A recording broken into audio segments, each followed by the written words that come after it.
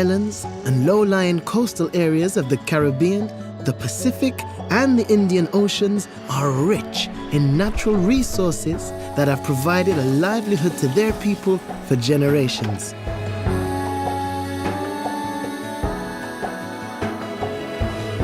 Surrounded by sea, and often a long distance from their neighbors, islanders know about the need to be self-sufficient and protect the environment for the well-being and prosperity of their children and grandchildren. They understand the importance of safeguarding fish stocks, maintaining healthy soil for farming and food security, clean water, and safeguarding the biodiversity to attract tourism and create opportunities. Small island developing states are particularly vulnerable. They're vulnerable because of their remoteness, and they're vulnerable because of their size, their small size. They are far removed from global trade markets, far removed from the ability to readily access labor.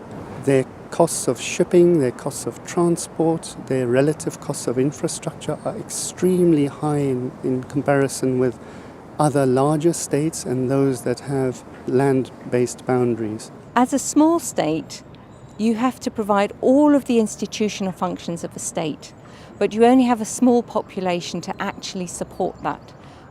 If you're the Environment Ministry in Samoa, you will need to negotiate fisheries agreements, climate change agreements, biodiversity agreements, but you also have national obligations for environmental management, and all of this needs to be done by a small team.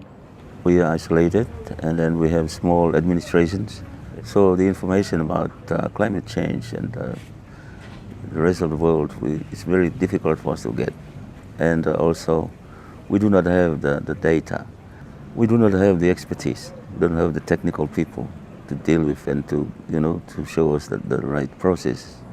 Small island developing states suffer acute challenges in the economic sphere, acute vulnerabilities. When there's a global crisis or when there's a regional crisis, suddenly they find their markets have reduced, access to finance has reduced. They find that they don't have the voice in the international community because of their small size and relatively small share of global output or trade. And they find that they are severely challenged in accessing the financial resources that are needed to help promote their sustainable development. Small island developing states also face a whole lot of new challenges: food and fuel crises. These are made worse by climate change.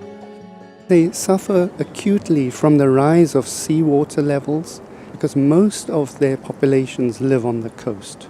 Small states are prone to extreme weather events, and hurricanes and cyclones can wipe out a whole economy overnight.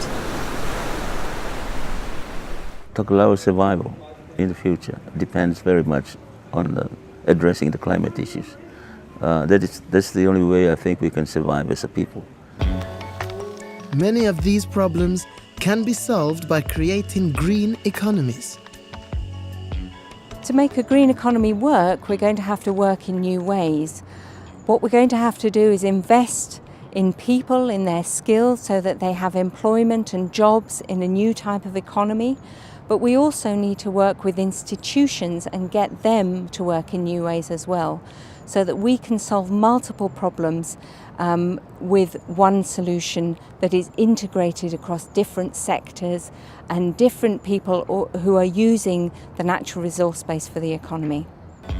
Special attention is needed in key areas such as water, health, agriculture, and biodiversity to unlock many benefits to society. Renewable energy, capitalizing on the sun, the waves, and wind energy is another solution.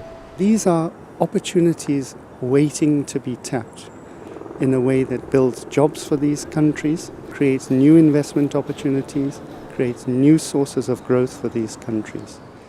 Access to climate finance and other funding for green growth is also critical, but it is hard for these countries to attract investment. This needs to be simplified and tailored to their individual needs. Many of them, these small island states, are middle-income countries, and lack access to concessional financing.